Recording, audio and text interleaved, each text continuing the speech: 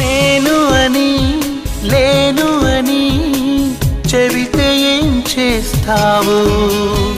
నమ్మనని నవ్వుకొని చాలే పొమ్మంటావు.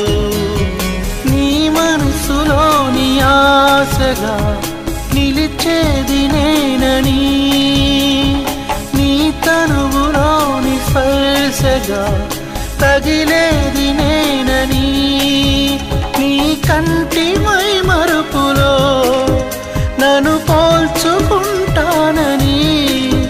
తల ఆంచి నీ గుండెపై నా పేరు వింటానని నీకు చెప్పాలని